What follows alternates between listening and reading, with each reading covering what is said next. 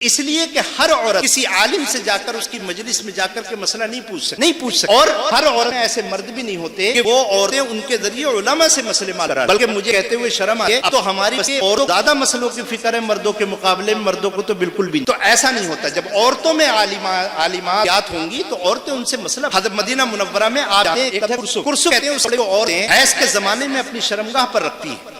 اور آپ کو ایک مسئلہ بتاؤں، جب حیض کے زمانے میں عورت کو خون آتا ہے تو اس کے رنگ الگ الگ ہوتے ہیں، کبھی لال آتا ہے، کبھی پیلا آتا ہے، کبھی ہرا آتا ہے، مٹیالہ آتا ہے، کبھی اور طرح کا آتا ہے، کبھی سفید بھی آتا ہے۔ حضرت عائشہ کے زمانے میں عورتوں کے حیض کے کپڑے کرسف، اس پر خون لگا ہوا لے کر کے مدینہ منورہ کی عورتیں حضرت عائشہ کی خدمت میں آتی تھیں۔ حضرت مولانا مفتی سعید الظفر صاحب سابق معین مدرس دارالعلوم دیوبند و استاد حدیث جامعہ اشرفیہ روضۃ العلوم ٹانڈہ ہیں۔ میں انتہائی ادب اور احترام کے ساتھ درخواست کر رہا ہوں کہ حضرت والا تشریف لائیں اور آج کی اس مبارک مجلس میں ہم تمام سامعین کو اپنے خیالات سے مستفیض فرمائیں۔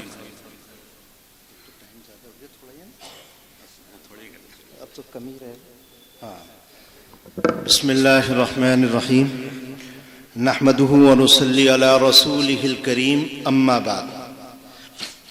وقت نماز کا بھی ہو رہا ہے اور کھانے کا بھی ہو رہا ہے، تو مجھے تو لمبا کچھ کہنا تھا، حکم یہ تھا، لیکن اب شارٹ ہو گیا۔ چند چیزیں بڑی خوشی ہوئی جی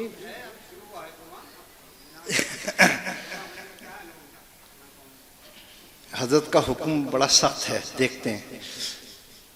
میرے بھائیوں، بزرگوں اور دوستوں، معہد میں جب بھی آنا ہوتا ہے واللہ دل کے ساتھ خوشی ہوتی ہے، اور معہد کے ذمہ دار حضرات نے اس فریضے کی ادائیگی میں پیش قدمی دکھائی ہے، جس کے بارے میں حضرت تھانوی رحمۃ اللہ علیہ نے واجب علی الکفایہ لکھا ہے۔ یعنی آپ اس مسئلے کو یوں سمجھیے کہ جنازہ پڑھنا واجب علی الکفایہ ہے۔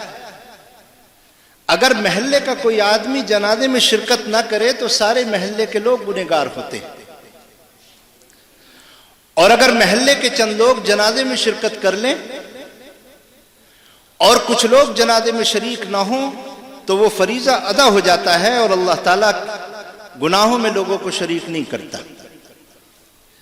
حضرت والا تھانوی رحمۃ اللہ علیہ نے لکھا، بچیوں کی دینی تعلیم کا انتظام کرنا، عورتوں کی دینی تعلیم کا انتظام کرنا، یہ اس امت پر واجب ہے۔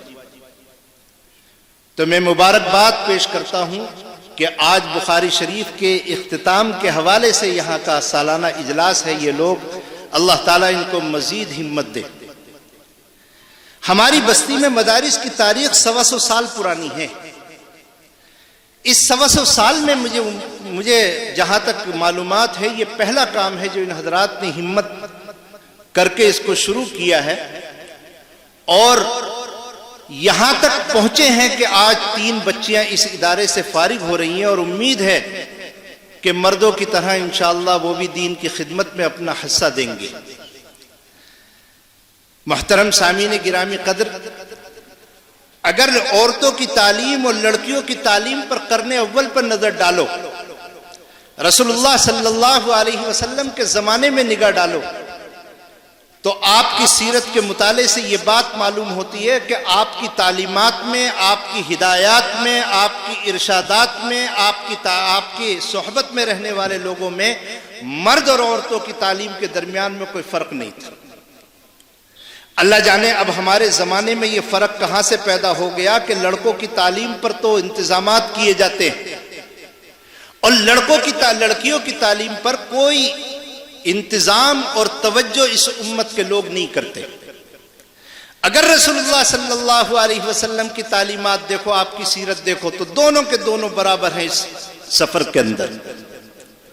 رسول اللہ صلی اللہ علیہ وسلم کی مسجد نبوی میں مراسیل ابی داود ایک کتاب ہے، امام ابو داود رحمۃ اللہ علیہ نے اس میں لکھا ہے کہ اللہ کے رسول نے جس وقت مسجد نبوی کو مدینے میں قائم فرمایا، اس وقت پورے مدینے میں مسجد نبوی کے علاوہ 9 مسجدیں اور تھیں، 9 مسجدیں تھیں، لیکن وہ عورتیں جن کے محلوں میں مسجدیں تھیں وہ رات میں اور دن کے مختلف نمازوں میں نماز پڑھنے کے لیے مسجد نبوی میں آیا کرتی تھی.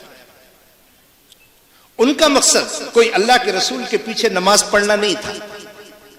اس کی شرائع حدیث نے وضاحت کی. ان کا مقصد یہ تھا کہ اس وقت علم حاصل کرنے کا ذریعہ، واحد ذریعہ اللہ کے رسول کی ذات تھی. آپ جانتے ہیں اس زمانے میں مدارس نہیں تھے. آپ جانتے ہیں کہ اس زمانے میں کتابیں لکھی ہوئی نہیں تھی. اللہ کے رسول کوئی بات ارشاد فرماتے تھے، لوگ اس کو اپنے سینے میں محفوظ کرتے تھے، کاغذوں میں لکھ لیا کرتے تھے، چمڑے پر لکھ لیا کرتے تھے. وہی اسلام کی تعلیم اور دین کی تعلیم ہوا کرتی تھی. مسلم شریف کے اندر روایت، ایک مرتبہ اس وقت میں نماز کا وقت متعین نہیں تھا، بچے عورتیں اپنے بچوں کو لے کر کے مسجد نبوی میں آئی اور اللہ کے رسول کو مسجد میں نماز پڑھانے میں آنے میں دیر ہو گئی. حضرت عمر کھڑے ہوئے اور اللہ کے رسول کی خدمت میں حاضر ہوئے. فرمایا قد نام الصبیان یا رسول اللہ. اے اللہ کے رسول، نماز میں، عشاء کی نماز میں اتنی تاخیر ہو گئی کہ جو عورتیں مسجد نبوی میں نماز پڑھنے کے لیے آئی تھی اور ان کے ساتھ بچے تھے، وہ وقت کے زیادہ گزرنے کی وجہ سے ان کو نیند آ گئی. علماء نے لکھا ہے کہ ان کا مسجد نبوی میں آنے کا مقصد اللہ کے رسول کی بات کو سننا اور اس سے علم دین کو حاصل کرنا. خود آپ دیکھیے ذرا بخاری شریف کے اندر روایت، اللہ کے رسول نے مدینہ منورہ میں اعلان فرمایا. آپ نے فرمایا اوڑھنی اوڑھنے والی اور اوڑھنی نہ اوڑھنے والی، یعنی اوڑھنی اوڑھنے والی سے مراد وہ لڑکیاں ہیں جو بالغ ہو چکی تھی، چونکہ بالغ ہونے کے بعد ہی اس کا پردہ ہوتا ہے. اور وہ لڑکیاں جنہوں نے ابھی تک اوڑھنیاں نہیں اوڑھی، یعنی وہ بالغ نہیں ہوئے، سب کا سب وہاں پر پہنچے عیدگاہ کے میدان میں. کل عید کی نماز ہوئی. بظاہر حدیث کے ظاہری نصوص سے ایسا معلوم ہوتا ہے کہ آپ نے ان عورتوں کو نماز میں شرکت کے لیے بلایا نہیں. یہ خیال اور نظریہ غلط ہے. اگرچہ ایک جماعت ایسی بھی ہے جس کا نظریہ یہی ہے. نہیں، بخاری شریف کی ایک روایت میں صراحت ہے، اللہ کے رسول نے فرمایا جن کو حیض آتا ہے، جو اس وقت میں ناپاک ہیں، وہ بھی عیدگاہ کے میدان میں پہنچے. ظاہر ہے کہ آپ مسئلے سے واقف ہیں کہ ناپاک عورت نماز نہیں پڑھ سکتی. اگر ناپاک عورت کو اللہ کے رسول عیدگاہ میں آنے کا حکم فرما رہے ہیں تو اس کا مطلب یہ ہے نماز مقصد نہیں تھا. پھر کیا مقصد تھا؟ اس کا مقصد تھا اللہ کے رسول صلی اللہ علیہ وسلم عید کی نماز سے پہلے ایک تقریر فرمایا کرتے تھے جس میں اسلام کے احکام، مسائل اور اسلام کی ہدایات کو ارشاد فرماتے تھے تاکہ وہ عورتیں بھی اس دین کو سیکھیں. چنانچہ جب نماز کا وقت آتا تھا تو آپ حیض والی عورتوں سے کہہ دیا کرتے تھے مجمع سے دور ہو جاؤ. اور مراسیل ابی داؤد کے اندر یہ حدیث موجود ہے. صحابیات اللہ کے رسول کی خدمت میں حاضر ہوئیں اور حاضر ہونے کے بعد میں کہا اللہ کے رسول عید کی نماز میں آپ جو تقریر کرتے ہیں وہ مرد اور عورتوں دونوں کے لیے ہوتی ہے، لیکن ہم یہ چاہتے ہیں کہ مردوں کی تقریر کے بعد آپ ہمارے مجمع میں الگ سے تقریر کریں. چنانچہ صحیح روایت سے ثابت ہے کہ آپ نے عید سے پہلے مرد اور عورتوں دونوں کو خطاب فرمایا اور نماز سے فارغ ہونے کے بعد میں آپ نے عورتوں کو تعلیم فرمائی. ڈاکٹر حمید اللہ فرانسیسی نے لکھا، انہوں نے لکھا کہ یہ نظریہ بالکل غلط ہے کہ مدینہ مسجد اللہ کے رسول کے زمانے میں عورتوں کی تعلیم کا کوئی انتظام نہیں تھا. انہوں نے کہا غلط. انہوں نے نام لکھے ہیں، ام عتبہ اور حضرت عائشہ کا نام لکھا جن کو عورتوں کی تعلیم کے لیے اللہ کے رسول نے، پڑھانے کے لیے اللہ کے رسول نے ان کا تقرر فرمایا. آپ ذرا اس بات کو دیکھو، حضرت عمر کا واقعہ جو آپ لوگ مجھ سے بھی زیادہ جانتے ہیں، وہ واقعہ کیا ہے؟ حضرت عمر تلوار لے کر کے نکلے، ایک صحابی ملے، کہاں کا عمر ارادہ؟ کہنے لگا اس محمد کو ختم کرنا ہے، اللہ کے رسول صلی اللہ علیہ وسلم کو ختم کرنا ہے. اس صحابی نے فرمایا کہ عمر کس بات کی پرواہ، پہلے اپنے گھر کا حال دیکھو، تمہاری بہن اور بہنوں ہی مسلمان ہو چکے ہیں. انہوں نے کہا اچھا. انہوں نے اپنے گھوڑے کی لگام موڑی اور اپنی بہن کے گھر پہنچ گئے. حضرت سعید ابن زید، اللہ ان کی قبر کو نور سے بھر دے، عشر مبشرہ میں ان کا شمار ہوتا ہے. دروازہ بند تھا، اندر سے قرآن پڑھنے کی آواز آ رہی تھی. دروازہ کھٹکھٹایا، بہن قرآن پڑھ رہی تھی. اس کے تذکرے میں تاریخ نویسوں نے لکھا ہے کہ بہن جو قرآن پڑھ رہی تھی اس کو قرآن پڑھانے کے لیے اللہ کے رسول نے جو منتخب کیا حضرت خباب ابن الارت کو بھیجا تھا. آپ نے ان کی تعلیم کے لیے، جو حضرت عمر کی بہن تھی، غالباً ان کا نام فاطمہ ہے، اللہ کے رسول نے ان کی تعلیم کے لیے حضرت خباب ابن الارت رضی اللہ تعالیٰ عنہ کو متعین فرمایا تھا. تو آپ نے جہاں مسجد میں حضرت عائشہ کا تقرر کیا اور مراسیل ابی داؤد کے مطابق محل مدینہ منورہ کی 9 مسجدوں کے اندر 9 معلمات کا اللہ کے رسول نے تقرر فرمایا، آپ نے مکی زندگی کے اندر گھر گھر میں اب عورتوں کی تعلیم کے لیے انتظام کیا۔ کون الگ کرتا ہے؟ لیکن ہم نے الگ کر دیا۔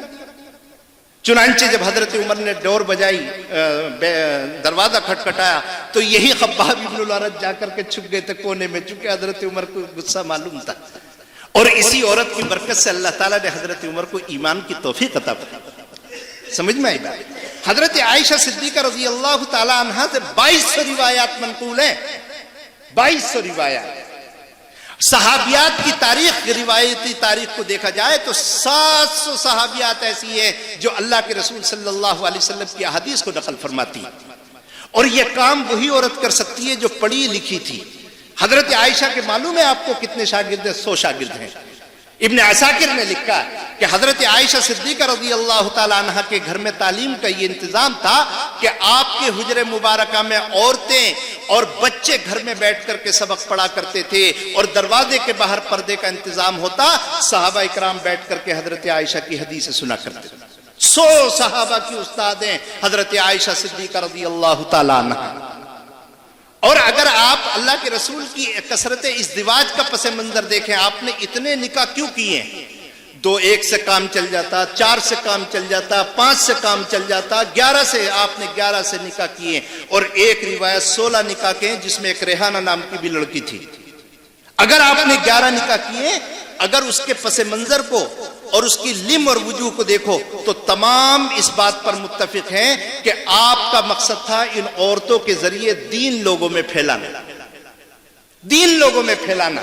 چنانچہ اس وقت حضرت عائشہ سے نکاح کیوں کیا؟ 7 سال کی عمر میں، 9 سال کی عمر میں رخصت ہوئی۔ اس کی وجہ یہ تھی کہ جتنی کم عمر کی لڑکی ہوگی، دین کو اور علم کو قبول کرنے کا اس کا ذہن تیار ہوگا۔ چنانچہ حضرت عائشہ نے وہ کر دکھایا، اور اللہ کے رسول کی بیویوں نے یہی کام کیا۔ حضرت عمر فاروق کا دور خلافت تھا، ایک عورت آئی اور آ کر کے کہنے لگی، اے عمر، میرا شوہر بڑا بہادر ہے، میرا شوہر بڑا نیک ہے، پورے سال اللہ کے راستے میں جہاد کرتا ہے، گھر بھی نہیں آتا۔ حضرت عمر نے کہا، یہ عورت کتنی نیک ہے کہ اپنے شوہر کی تعریف کر رہی ہے، ورنہ تو میں نے کسی عورت کو نہیں دیکھا کہ وہ اپنے شوہر کی نیکی اور اس کی جفاکشی، ہمت اور قربانیوں کو لوگوں کے درمیان میں ذکر کرتی ہے۔ وہ صحابی سمجھدار تھے، ان کے ذہن میں آ گئی۔ حضرت عمر کے کان میں کہا، یہ تعریف نہیں کر رہی، برائی کر رہی ہے، برائی کر رہی ہے۔ یہ تو یہ کہتی ہے کہ اللہ کے عمر، میرا شوہر پورے سال جہاد میں رہتا ہے، گھر بھی نہیں آتا، میرے پاس بھی نہیں آتا، اللہ کے راستے میں جان اور مال کی قربانی دیتا ہے۔ حضرت عمر نے کہا، اس میں برائی کیا ہے؟ یہ تو تعریف کر رہی ہے۔ حضرت اس صحابی نے کہا، اے عمر، یہ کہتی ہے کہ وہ پورے سال گھر نہیں آتا، میرا حق زوجیت ادا نہیں کرتا، میرے پاس نہیں آتا۔ حضرت عمر کا دماغ ٹھنکا، انہوں نے فوراً صحابہ کو جمع کیا، مدینہ منورہ میں جو موجود تھے اجل صحابہ۔ انہوں نے کہا کہ بھائی یہ مسئلہ ہے کہ ایک آدمی اپنی بیوی کے اجازت کے بغیر کتنے دن گھر سے باہر رہ سکتا ہے؟ اپنی بیوی کی اجازت کے بغیر کتنے دن گھر سے باہر رہ سکتا؟ صحابہ نے ہاتھ کھڑے کر دیے، کہنے لگے، اللہ اے امیر المومنین، ہمیں اس مسئلے کا علم نہیں۔ تو معلوم ہے سارے صحابہ نے کیا کہا، ازواج مطہرات میں سے کسی کو بھیجو۔ ایسا سینکڑوں مرتبہ واقعہ پیش آیا۔ امام طحاوی نے شرح معانی الاثار میں ان روایات کو جمع کر دیا ہے۔ جب کوئی صحابہ کے اجتماع ہوتا، فقہی سیمینار ہوتا، اور وہ مسئلے کو حل نہیں کرتے، تو آخری امید صحابیات کے مکانات اور ان کے دروازے ہوا کرتے تھے۔ چنانچہ حضرت عمر نے کہا، ٹھیک ہے، ایک صحابی کو بلایا اور اپنی بیٹی حضرت حفصہ جو اللہ کے رسول کی بیوی تھی ان کے پاس بھیجا، اور جانے کے بعد میں کہا کہ جا کر کے پوچھو کہ وہ کیا کہتی ہیں۔ حضرت حفصہ رضی اللہ تعالیٰ عنہ نے جب مسئلہ سنا تو آپ نے فرمایا کہ 4 مہینے شوہر اپنی اجازت، بیوی کی اجازت کے بغیر گھر سے باہر رہ سکتا ہے، 4 مہینے سے زیادہ نہیں۔ اگر اسے سعودی میں 2 سال گزارنے ہیں تو اسے بیوی سے اجازت لینی پڑے گی۔ چنانچہ ہمارے اکابر نے چلے کی مدت بھی 4 مہینے زیادہ سے زیادہ رکھی ہے۔ تو حضرت حفصہ کی وجہ سے یہ مسئلہ حل ہوا۔ حضرت ابن عسا، امام بخاری اور امام مسلم کو کون نہیں جانتا؟ آپ کو حیرت ہوگی کہ امام بخاری اور امام مسلم رحمۃ اللہ علیہ کی اسناد کو اگر پڑھا جائے تو ان کے اساتذہ میں مستورات کا نام ہے، انہوں نے مستورات سے علم حاصل کیا۔ مشہور محدث اور مورخ ابن عساکر کی تاریخ میں لکھا کہ انہوں نے 80 عورتوں سے علم حاصل کیا، 80 عورتوں سے۔ اور معلوم ہے عورت کے اندر تسلب ہوتا ہے، جب وہ مان جاتی ہے، ٹھان لیتی ہے مجھے اپنے شوہر سے 5000 کا جوڑا بنوانا نا، تم تلوار لے کر کے سر پہ بیٹھ جاؤ لیکن وہ منوا کے چھوڑے گی۔ اور جب دین میں تسلب آ جائے، اگر وہ پڑھ لکھ جائے، دین حاصل کر لے، علم حاصل کر لے اور دین میں تسلب پیدا ہو جائے تو کیا کہنے۔ اللہ کے رسول قاعدہ ہے خیارکم فی الجاہلیہ خیارکم فی الدین، جو تم میں جاہلیت میں اچھا ہوتا ہے وہ جب دین میں منتقل ہو جائے تب اچھا ہوتا ہے۔ بغداد کے اندر ایک عورت آمنہ، اس کو ہمنہ بھی لکھا بعض عورتوں نے، حضرت بشر حافی کا انتقال کا وقت آیا، بیمار تھے، حضرت امام احمد بن حنبل اس عورت سے ملنے کے، ان سے حضرت بشر حافی سے ملنے کے لیے گئے، تو جا کر کے بیٹھے تو دیکھا کہ پردے کے پیچھے کوئی عورت بیٹھی ہے، تو حضرت امام احمد بن حنبل، کون؟ وہ آدمی جس کے جنازے میں 3 لاکھ سے زائد لوگوں نے شرکت کی ہے، اسلامی تاریخ کا اتنا بڑا جنازہ نہیں گزرا۔ وہ آدمی پوچھتا ہے بشر حافی سے، بشر حافی کون ہے؟ یہ بشر حافی وہ آدمی ہے جو جب انتقال ہو گیا تو لوگ وصیتیں کرتے تھے اور تمنائیں کرتے تھے کہ ہماری قبر بشر حافی کے پیروں میں بنائی جائے، یہ وہ آدمی۔ حضرت احمد بن حنبل نے پوچھا بشر حافی پردے میں کون بیٹھی ہے؟ بشر حافی نے کہا کہ امام احمد، یہ پردے کے پیچھے آمنہ بیٹھی ہے جو بغداد کی مشہور محدثہ اور عارفہ ہے، بہت بڑی ولی اللہ تھی۔ کھڑے ہو گئے امام احمد، کہنے لگے اے بشر حافی میری طرف سے درخواست کرو کہ احمد کی مغفرت اللہ تعالیٰ فرما دے۔ ایک اتنے بڑے امام نے، جس نے صرف شبہ کی بنیاد پر اپنے علاقے کی سمندر کی مچھلیاں نہیں کھائی، وہ آدمی ایک عورت سے اس کے علم اور اس کے عارفانہ ہونے کی وجہ سے اور عابدانہ صف اوصاف کی وجہ سے اس سے دعا کی تمنا کرتا ہے۔ یہ عورتوں کا مقام ہم نے پتہ نہیں کہاں سے الگ کر دیا۔ آپ نے سنا حضرت رابعہ بصریہ کو یہاں عورتیں بیٹھی ہے، سناتا ہوں، جب ان عورتوں کے اندر دین آتا ہے تو تسلف فی الدین بھی آتا ہے۔ حضرت رابعہ اکیلی رہا کرتی تھی، ایک خادمہ تھی، دروازے پہ دستک ہوئی، اللہ کے نام پہ کچھ دے دو، 1.5 لوٹی سوکھی ہوئی رکھی تھی، حضرت رابعہ نے فرمایا دے دو۔ نوکرانی کہنے لگی بڑی بھی تمہارا بھی روزہ ہے اور میرا بھی روزہ ہے، گھر میں کھانے کے لیے کچھ نہیں ہے، 1 روٹی تھی۔ حضرت رابعہ نے فرمایا میں کہہ رہی ہوں دے دو، دے دی روٹی۔ اس کے بعد میں وہ بگڑ رہی ہے نوکرانی، اے رابعہ تم نے وہ کھانا جو 1 روٹی تھی جو تمہیں بھی کافی نہیں ہوتی مجھے بھی کافی نہیں ہوتی، وہ سوکھی ہوئی تھی، وہ بھی تم نے دلوا دی، اب کیا ہوگا؟ کہنے لگی تجھے اچھا انتظار کر۔ دستک ہوئی عصر کے وقت میں، کہا جا کر کے دیکھو، دروازہ کھولا، کون؟ میں رابعہ کے لیے 8 روٹیاں لے کر کے آیا۔ دیکھو عورت کے تسلف فی الدین کو سمجھو۔ چنانچہ وہ عورت واپس آئی، کہنے لگی اے رابعہ ایک گاؤں کا آدمی آیا ہے اور وہ کہتا ہے کہ میں رابعہ کے لیے 8 روٹیاں لے کر کے آیا ہوں، کیا اس کو قبول کر لوں؟ فرمایا نہیں، واپس کر دو، یہ ہماری روٹیاں نہیں ہیں، یہ ہماری روٹیاں نہیں ہیں۔ اس نے واپس کر دیا، بڑا غصہ آیا کہ صبح کی 1 روٹی بھی دے دی، اب 8 آئی تھی وہ بھی واپس کر دی۔ چنانچہ تھوڑی دیر میں پھر دستک ہوئی، حضرت رابعہ نے فرمایا دیکھو، وہ گئی، جا کر کے دیکھا تو ایک آدمی روٹیاں لے کر کے کھڑا۔ رابعہ سے کہو روٹیاں لے کر کے آیا ہوں، تعداد 9 ہے۔ آ کر کے رابعہ سے کہا، رابعہ نے کہا نہ بالکل نہیں، یہ ہماری روٹیاں ہیں ہی نہیں۔ پھر تو بہت ہی غصہ آیا کہ بڑھیا سٹیا گئی ہے، کھانے کے لیے کچھ نہیں۔ چنانچہ تھوڑی دیر کے بعد میں پھر دستک ہوئی، بتایا کہ 10 روٹیاں لے کر کے آیا ہوں، رابعہ سے کہو۔ حضرت رابعہ سے کہا گیا، حضرت رابعہ نے فرمایا یہ ہماری روٹیاں ہیں، لے کر کے آؤ۔ روٹیاں لے لی۔ اس خادمہ نے پوچھا اے رابعہ یہ بتاؤ وہ 8 لے کر کے آیا تھا، وہ 9 لے کر کے آیا تھا، تم نے نہیں لی، یہ 10 لے کر کے آیا، تم نے رکھ لی، اس کی وجہ؟ کہنے لگے تم نے مسئلہ نہیں پڑھا، قرآن و حدیث میں اللہ تعالیٰ ایک نیکی کا 10 گنا اجر عطا فرماتا ہے۔ اللہ تعالیٰ ایک نیکی کا 10 گنا اجر عطا فرماتا ہے۔ میں نے 1 روٹی صدقہ کری تھی، اللہ تعالیٰ نے اس کے بدلے میں 10 دی۔ اب اشارہ ہو گیا مختصر کرنے کے لیے، اب میں 3 باتیں کہہ کر کے اپنی بات ختم کرتا ہوں۔ دیکھو بھائی، آپ لوگ سب کے سب سمجھدار، دیکھو جس طرح ہم یہ نہیں کہتے کہ آپ اپنی بچی کو ڈاکٹر مت بناؤ، آپ اپنی بچی کو انجینئر مت بناؤ، آپ جو چاہے بناؤ، شرعی حدود کے ساتھ بناؤ، ہم آپ کے معاون ہیں، ہم اس کے مخالف نہیں ہیں، شرعی ہدایات کے مطابق بناؤ۔ لیکن ہم یہ کہنا چاہتے ہیں کہ اپنی بچیوں کو دینی تعلیم آپ ضرور دلائیں، اور دیکھو اس کی ضرورت ہے۔ اس کی ضرورت کی وجہ پہلی یہ ہے کہ جو مرد علماء ہمارے درمیان میں اور مفتیان کرام موجود ہیں، وہ علماء ان عورتوں کی تعلیم اور ہدایت کے لیے کافی نہیں ہیں، اس لیے کہ ہر عورت کسی عالم سے جا کر اس کی مجلس میں جا کر کے مسئلہ نہیں پوچھ سکتی، اور ہر عورت کے گھر میں ایسے مرد بھی نہیں ہوتے کہ وہ عورتیں ان کے ذریعے علماء سے مسئلے معلوم کرا لیں، بلکہ مجھے کہتے ہوئے شرم آتی ہے، اب تو ہماری بستی کے عورتوں کو زیادہ مسئلوں کی فکر ہے مردوں کے مقابلے میں، مردوں کو تو بالکل بھی نہیں۔ تو ایسا نہیں ہوتا، جب عورتوں میں عالمات اور مفتیات ہوں گی تو عورتیں ان سے مسئلہ پوچھیں گی۔ حضرت مدینہ منورہ میں آپ جانتے ہیں ایک لفظ ہے کرسف کہتے ہیں اس کپڑے کو جو عورتیں حیض کے زمانے میں اپنی شرمگاہ پر رکھتی ہیں۔